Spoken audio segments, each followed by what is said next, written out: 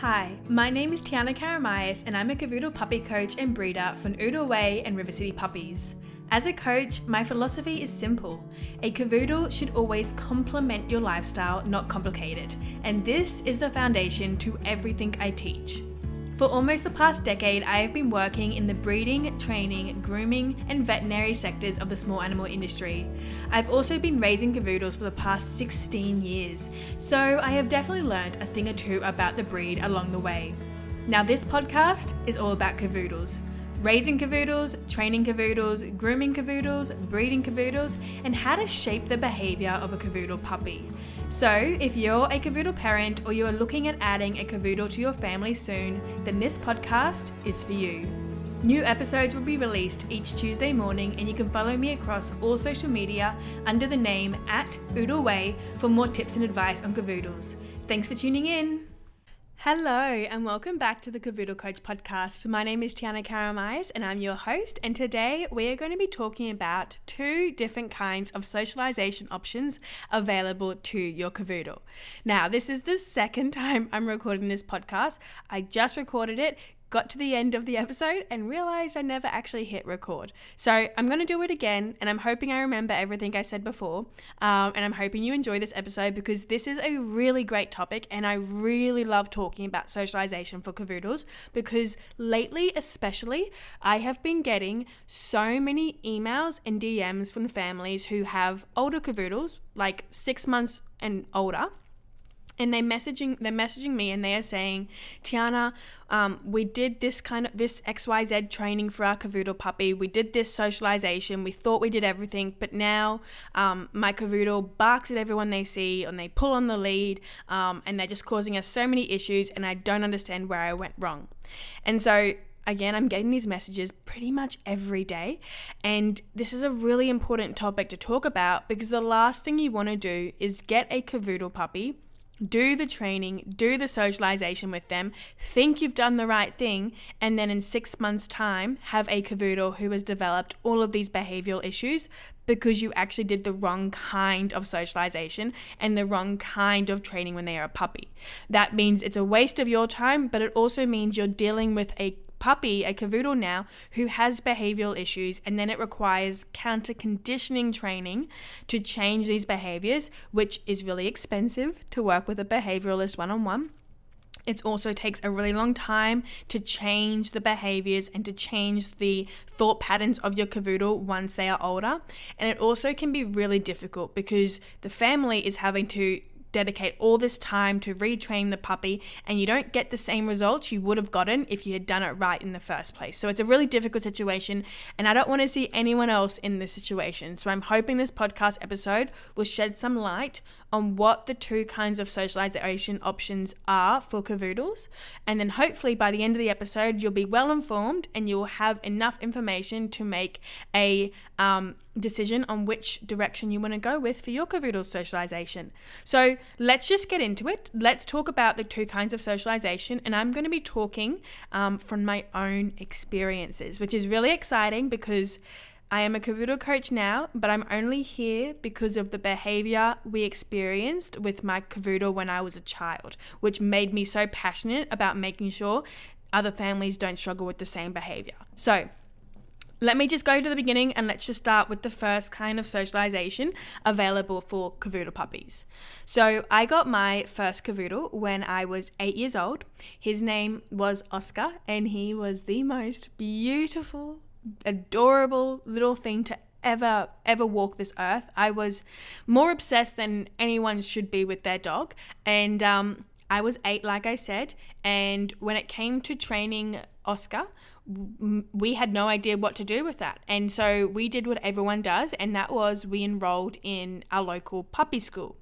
Now, for our local puppy school, it was down the road from us. We had a little collection of shops where we had like a grocery store, there was a butcher, a chemist, so Woolworths, butcher, chemist, and underneath this little complex was a vet clinic. and a little bit more information, I ended up working at this vet clinic when I was older, but that's beside the point. There was a little vet clinic, and in the vet clinic there was nurses, and one of the nurses would run puppy school each week, and you were able to enroll in this puppy school class. And so mum and I, not knowing any better, because I was 8 and she didn't work with training dogs, she had a completely different career. Not knowing any better, we enrolled Oscar into these puppy school classes and we took him down. And if you're not sure how puppy school works, as a brief little overview, it's usually 4 lessons across 4 weeks, and the lessons go for about 40 minutes to an hour. And in the lessons, there will be about 8 families with 8 little puppies of different breeds, different sizes, different temperaments, all of that. And then there'll be a trainer.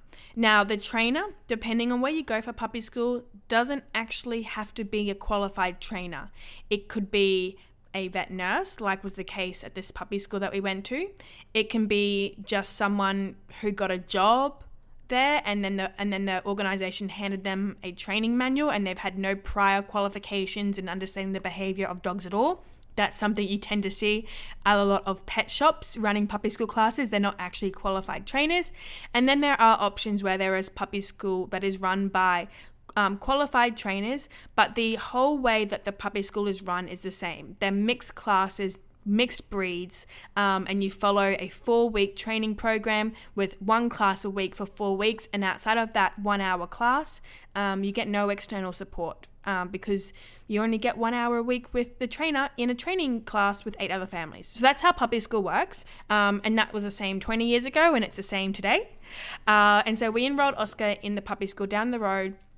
We had the vet nurse running the puppy school classes, and we went with Oscar, and it was held in the car park, and it was in the evenings, probably around 6 o'clock at night. And we went down and we stood in a circle, and the trainer would show us, or the nurse would show us how to train the puppies, and then we would try and copy with our own dogs.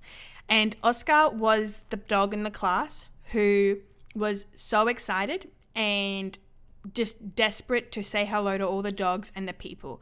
And I remember standing there with mum, and again, I was 8 years old, and I'm standing with mum, and I'm so excited to have my first cavoodle.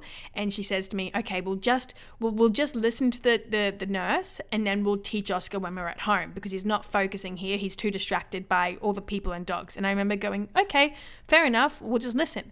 And so that's what we did. We'd listen to the nurse, and then we'd go home and we'd try and replicate the training at home.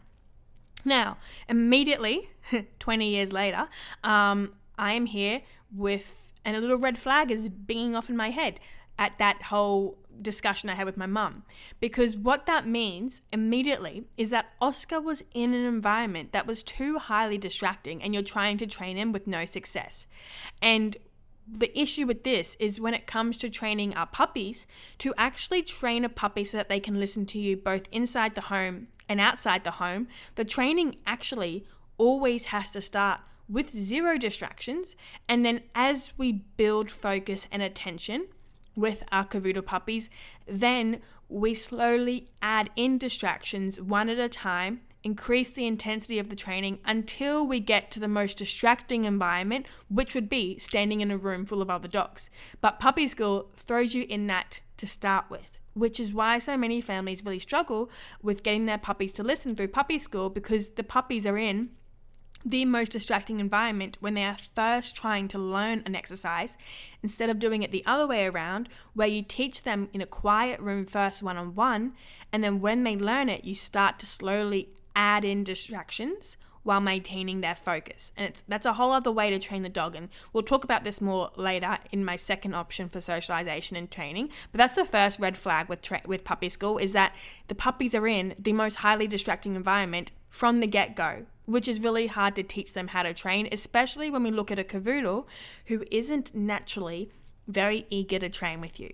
It's different if you're looking at a working breed dog like your Border Collies and your Kelpies, who just are bred to train and listen to you.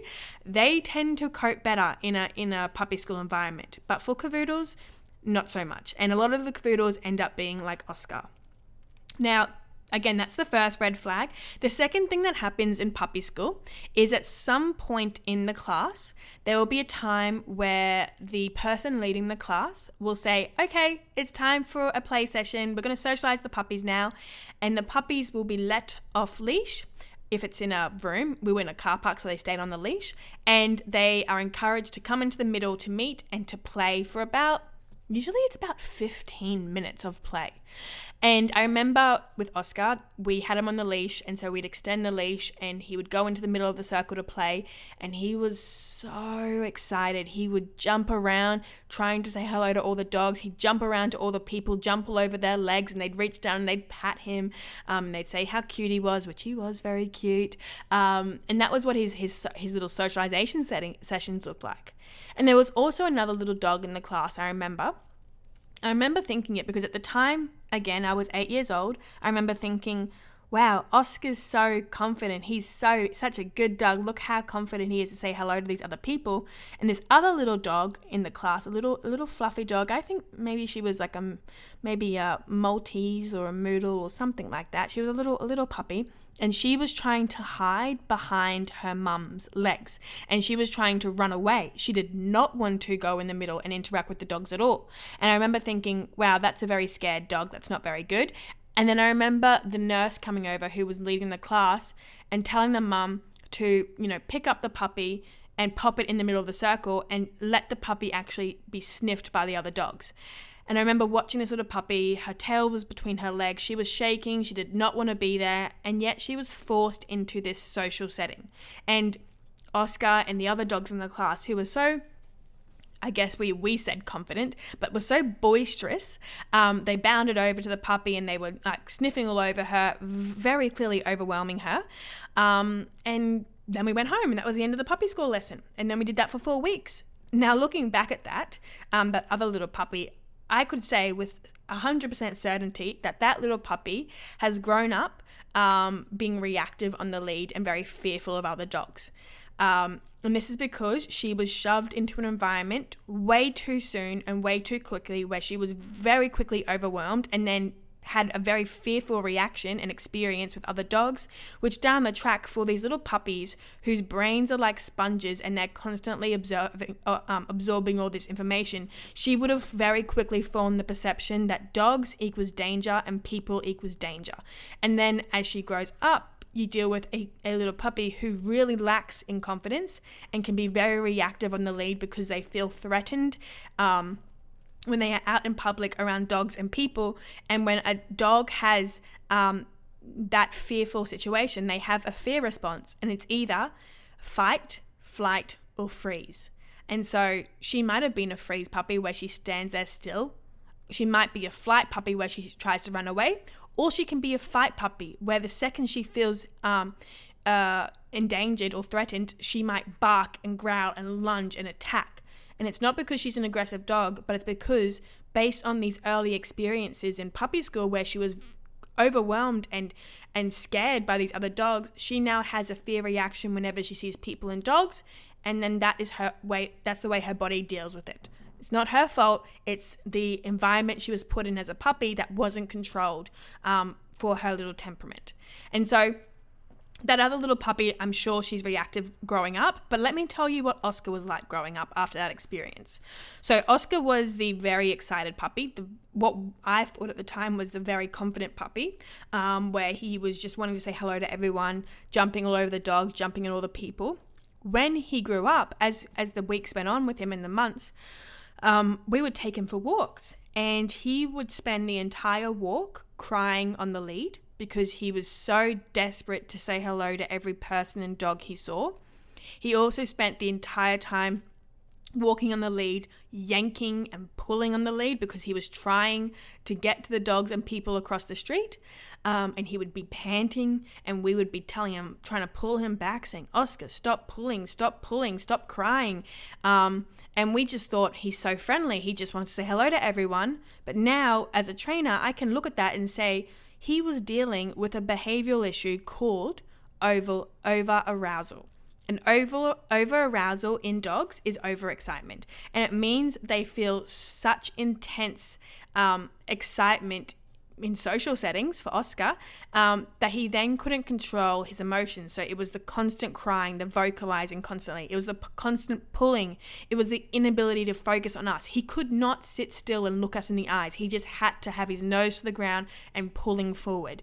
And to the point where it got so hard walking him, that we would actually start walking him at nighttime when no one else was walking their dogs, just so he wouldn't pull so bad, and just so he wouldn't cry so much. And that's what we ended up doing as a family. And again, we didn't know any different until I started learning about the way that dogs' brains think and how to properly train puppies. That's when I started to realize all of these behavioral issues Oscar was dealing with and how it was affecting our family. It also meant that because he had those really early experiences in puppy school where he was jumping on all the people and they would lean down and they would give him pats, it meant that every time we had any visitors come to our house, Oscar would jump all over them nonstop. He also licked nonstop, and he'd use his paw to tap them on the leg nonstop so they would pat him. And the jumping and the tapping and the licking, it was so annoying for our family members and our cousins and our friends. And when they walked in the door, they always had Oscar jumping all over them, and he couldn't settle down. He couldn't relax. And we would spend years and years with him dealing with this until he got older, and he could no longer jump because of his arthritis. But we went through his whole life dealing with this over-arousal anytime he saw a person or anytime he saw another dog. And that is a behavioral issue that so many families deal with. Now, like I mentioned with that other little dog, the flip side of it is reactivity. And that is when the dogs are reactive, and they learn to be reactive when they see people or dogs, and they have that fearful reaction or that anxiety reaction, and it often results again in barking. It can also result in the lunging, the growling, and it can definitely result in biting if our dogs are put into situations where they feel so threatened that and that they are forced into it, and then they have to revert to the barking and the biting just to try and deal with the situation. And that is again an issue that I'm getting to this day from a lot of families who are messaging me saying my dog will bark at everyone they see, they lunge on the lead, they growl on the lead, they jump at everyone they see, and they just can't stay calm in public settings. And so through saying all this, I hope you're starting to realize how those early experiences with our Cavoodles, those socialization experiences with them when they are a puppy, really shapes their behavior going forward. It really shapes how they learn to perceive the world and how they learn to behave in it. And those first experiences around other puppies, around other people, these are the times where we have to be very specific in how we are teaching our puppies to react. And if we don't step in and guide them through this and teach them how to do it in a manner that is more calm and more relaxed, then we're going to deal with reactivity and over-arousal and anxiety when our puppies are older, and all of those behavioral issues I never want to see a Cavoodle suffer with again. Because Oscar had all those issues whenever people came over, whenever we were on walks, but he also dealt with so much anxiety over sounds. Anytime a loud bang would happen, fireworks, storms, he would shake uncontrollably. He would literally destroy furniture because he would get so stressed and so anxious. He would try and escape our house every time we left the house because he was so stressed on his own. And he had all of these issues. But if we had done the right training with him and the right socializing with him when he was younger, he would have had a completely different life in terms of his emotional stability. And this is why I do what I do now, because I saw Oscar grew up, how he grew up, and I saw what we did with him as a puppy, and I saw how he still suffered. And he was loved and he was happy, of course, but he still suffered in ways he didn't have to. And so it was really important to me to learn how not to do this with my next Cavoodle, which obviously leads me into the second kind of training and the second kind of socialization option for Cavoodle puppies, which is definitely, in my opinion, the one that is better for your Cavoodle's overall demeanor and happiness going forward. So when I was 15, so I got Oscar at 8. When I was 15, I ended up getting a job at the vet clinic down the road from me, and I worked as a nurse I was there for over 4 years working there, loved it. Then I went and I actually became a trainer for a puppy school. And this was where I was handed a lesson plan and I had to teach the puppies the same lesson plan on the 4-week cycle over and over again. This was where I realized, because I was in the training position and I got handed the manual, this is when I realized teaching these classes, wow, these are not actually taking into consideration any of the breeds and the way these breeds learn. It's not giving the families any kind of one-on-one support with how their puppies are behaving and interpreting all these situations. And wow, all of these training lessons, the puppies aren't actually learning the things they need to learn to be well-balanced, well-behaved, calm cavoodles later on. And I was teaching these lessons and I was seeing the cavoodle struggling and I wasn't allowed to divert from the lesson. And I also had no time to divert from the lesson because we were so limited in these 4 one-hour sessions across 4 weeks to teach the puppies XYZ. There was no chance to go to the families and actually guide them through the issues they were having. So I learned through that job that there needed to be another option out there for cavoodle puppies. Then my next job that I went into, and I know I've worked everywhere. You're probably thinking, wow, Tiana, you've gone to every part of the animal industry, and I have. My next job was working in a boutique grooming salon. I wanted to learn about the grooming needs of cavoodles. So I worked there, and this was when I got my next cavoodle, Nessie. Now, Nessie is, in my opinion, the best dog in the world. And I'm not saying that with the way that everyone says they have the best dog in the world and they're biased, because I used to say Oscar was the best dog in the world, but little did I know he was suffering so many behavioral issues. Now being in the position I am and being like training cavoodles and knowing how to understand their behavior a lot better, I can say with confidence that Nessie is the best dog in the world because her behavior stays the same whether it is just me and her in a room or whether we are in a very busy social settings, at a party, at markets, at the beach. No matter where we are, her behavior stays the same. And her behavior is calm, it's relaxed. She doesn't get any intense spikes of emotion, whether it be excitement or anxiety or fear or stress. She is always just so chill and relaxed, and her behavior never changes. And because of this, because of the fact that her behavior never changes, it has made her the easiest dog ever.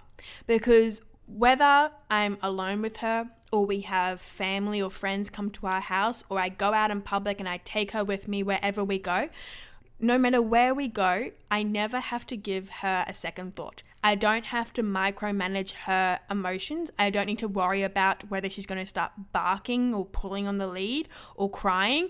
I don't have to worry about her jumping over people, annoying people, weeing in the house, anything like that.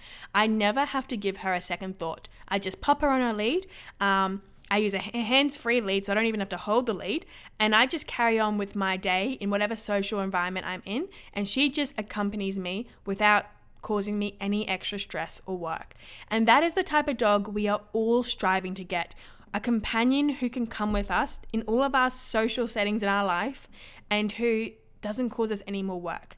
And that is why she is the best dog in the world, because she has actually been properly socialized and trained, where she is able to exist in different parts of the world, different social settings, and she knows how to behave. And none of these social settings make her feel anxious or stressed or excited, overexcited.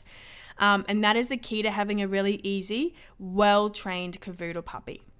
And I just want to brush up on, before I continue explaining what I did with Nessie, I want to just take a little moment to talk about what I mean by well-trained.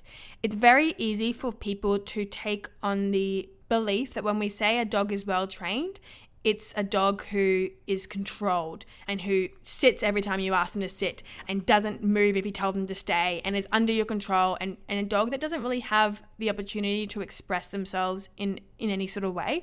And that's never the type of training that I teach, nor the training that I want to see in any puppies.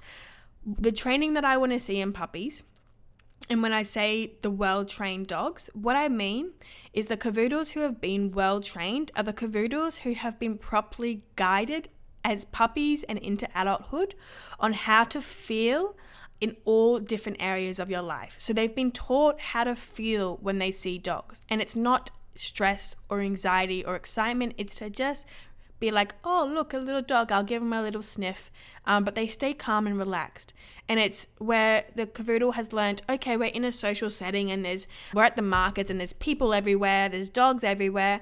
Well, I'm not going to sit here barking. I'm not going to sit here crying. I'm not going to be pulling on the lead. I'm going to look at everything and I'm going to enjoy my day out with mum. But I'm going to do it and just, trot beside her happily, calmly on a loose lead. That's the kind of training we want to see. It's not under control. It's not using fear to train our Cavoodles to make them listen to us no matter what. It's about teaching them how to deal with their emotions in different environments, and where we have properly taught them and trained them how to regulate those emotions. It's an important skill for kids to learn, and it's an equally important skill for puppies to learn. And a well-trained puppy is a puppy who has learned how to regulate those emotions. And that's what I mean by well-trained. Never where we use any sort of control or fear to force our puppies to do certain behaviors. I want them to choose their own behaviors. So when I'm out on a walk, I'm not telling Nessie to sit next to me and to stay. She's just there and she chooses to sit and she chooses to lie down. And that's because she's regulated her emotions, and she can actually lie down and relax on her own, by her own choice, rather than me forcing it. I just like to preface that because I think there's a lot of stigma around what well-trained looks like for a dog, and I never want you to think about it I never want you to think it means control. It means you've given your puppy the tools to know how to regulate those emotions and make those good choices themselves where they can relax in social settings. Okay, I hope that makes sense. So moving on to what I did with Nessie. So when I got Nessie, I was working in a boutique grooming salon, like I said, and this was the best, most luckiest place to have a puppy, because I got to take Nessie with me to work every day. And we had a big fluffy bed, and Nessie, as a puppy, she would lie on this bed every day. And then every 30 minutes to 1 hour, there would be a new person and a new dog walking into the salon. And these were dogs of different ages, different sizes, different breeds. And the dogs and the families would walk into the salon, and they would get, we'd say, who's this? Who are we seeing today? What type of haircut do you want? And then the puppies, these other dogs would go and get their haircut, and the families would walk out. And what happened was Nessie was seeing these dogs and people enter the salon every day, but they were not saying hello to her every time they came in. And they were not in a situation where they were being forced to interact and play. And what this meant for Nessie, again, at this time in her life when she was a puppy, her brain was a sponge. She was absorbing all of these interactions. It was teaching her that when she sees a dog and she sees a person, it's not something that is overexciting, and it's not something that is scary, or not something that induces anxiety. Instead, she was learning, oh, it's a dog, it's a person. Cool, I'm going to go back to sleep. Cool, I'm going to continue just lying here watching. Cool, there's nothing here exciting going on. I'm just going to keep relaxing. It was teaching her to have a neutral outlook to people and dogs. And this is what proper socialization looks like for Cavoodles.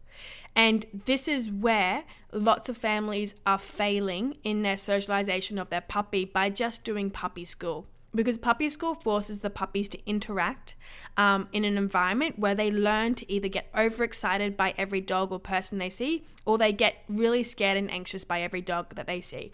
And either way, they're going to display different behaviors you don't want to see on walks later on, like the barking, the pulling, the crying, the jumping, all of that. Whereas Nessie, with her socialization, where she was having very frequent, very consistent exposure to different types of dogs and different people, and she wasn't interacting with them every time she saw them, she learnt to not expect interaction. She learnt to continue to remain calm. And these continued interactions every single day at the grooming salon actually taught her how to regulate those emotions.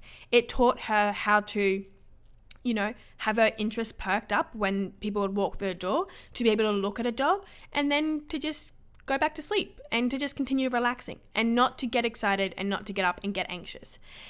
And this is so important for Cavoodles. And this is why when I talk to families and they say, but hang on, Tiana, if I do your training program and it's all digital and it's all online and it's all self-paced, how will my puppy be properly socialized?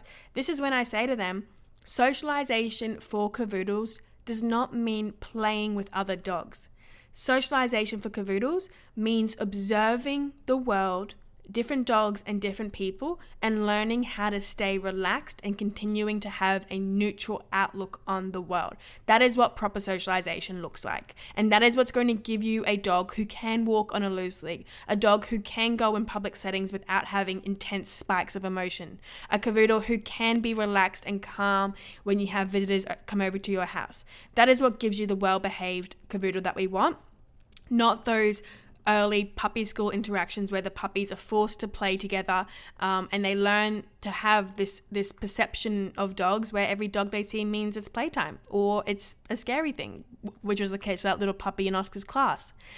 And so when I started working in the grooming salon, my next phase of my life was I started breeding dogs myself. I bred Cavoodles, and I did a lot of certificates on the early development of puppies and how their brain works. And I took my experiences with Oscar, I took my experiences working in the vet clinic, I took my experiences working in the grooming salon, I took my experiences raising Nessie, I took my experiences breeding dogs and training dogs, and I created my Cavoodle Training Academy for the purpose of filling in that gap for training options for Cavoodles. Because at the moment, to this day, when it comes to training dogs, people still turn to puppy school. And it's the same type of training that we saw 20 years ago with Oscar.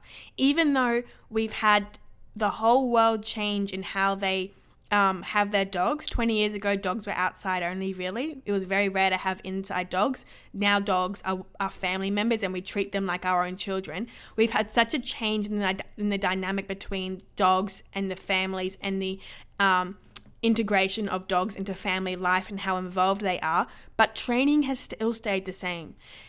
Whereas what we needed to see is we needed to see a change in the type of training. We need to train our puppies for the social lives we're going to have with them, instead of training them to just sit in our backyards like the case was 30 years ago with the other dogs. And so with the Cavoodle Training Academy, I obviously know that not everyone has that wonderful luxury of working in a grooming salon and having their puppy go and sit in the salon every single day. Not everyone has that. In fact, most people don't. And instead, most families getting Cavoodles work 9 to 5 jobs and the dog can't go to work with them. And so they're left with training options, with either it being in the afternoon, evening, or in the morning.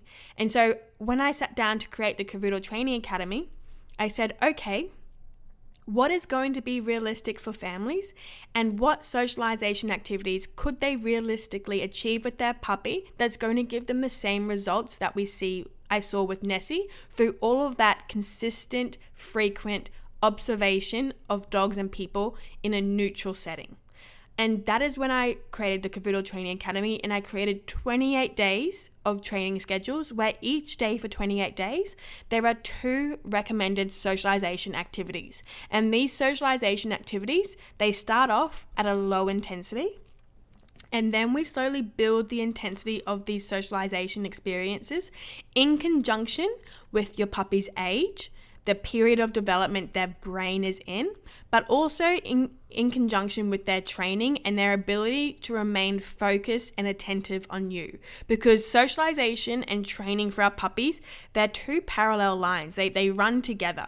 And if your puppy isn't able to maintain their focus on their training sessions in their house one-on-one with you, they're not going to be able to maintain their focus and stay relaxed in social settings. So I created these 28 days of socialization and training schedules so that we are able to slowly increase the intensity of them, so that we can teach our puppies how to regulate those emotions and how to stay focused and attentive on you, the family.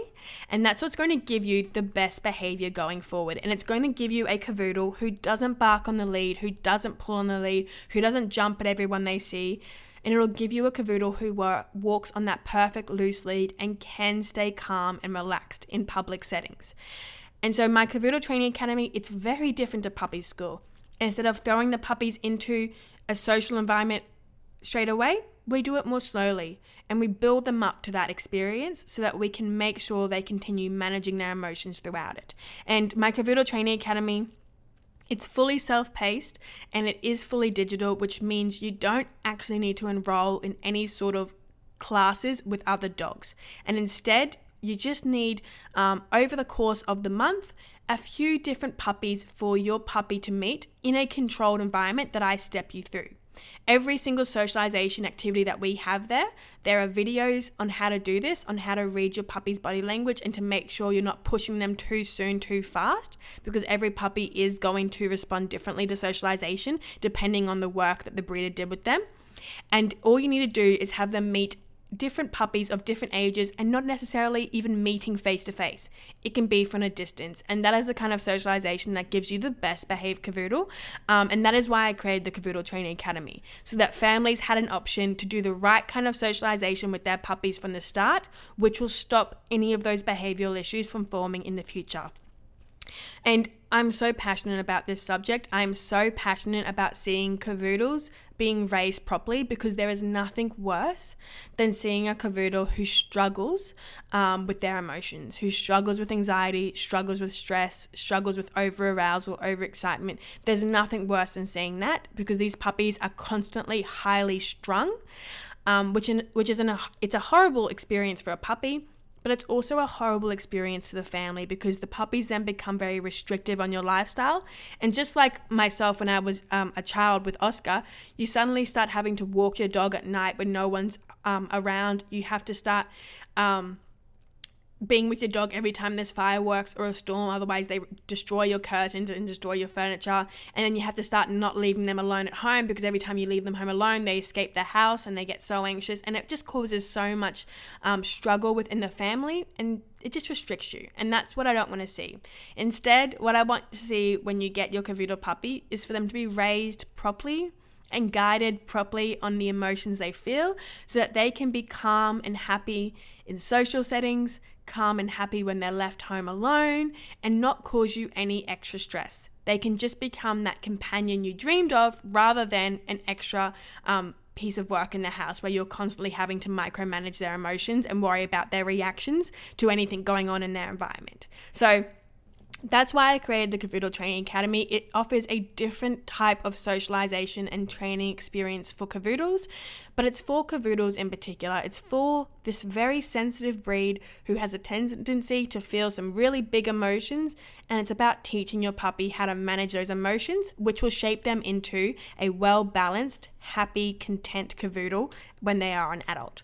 So if you are getting a cavoodle, or you have one already and you would like to pop them through a training program designed for them and designed for the way their brain works, you can click the links in the show notes for my Cavoodle Training Academy and you can enroll today. Again, it's self-paced, it's completely digital, the whole family can follow it, and as an added bonus, when you join the program, you will get 4 weeks of Q&As with me and the other families in the program. So each week we do a group Q&A, and you can let me know anything you're struggling with, and I can give you personalized advice on how to manage your cavoodle's behaviors. And this is really important, because that's what puppy school could never give you. I trained puppy school. I could never give one-on-one help to families.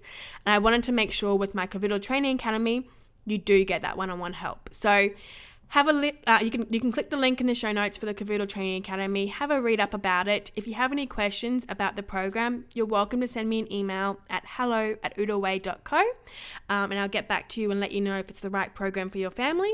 And hopefully I'll be able to welcome some of you into the program soon. I would love to see you in there. I'd love to meet your cavoodle puppies, and I'd love to help you through their training over the first month with them. Okay. I believe that's the end of this episode. I've now recorded it twice, and I definitely need to stop talking. My throat is very sore, so I'm going to say goodbye. I'll be back next week with another episode of the podcast. I hope you enjoyed it, and I'll see you next week. This has been your Cavoodle coach, Tiana Karamayas. I'll see you later. Bye.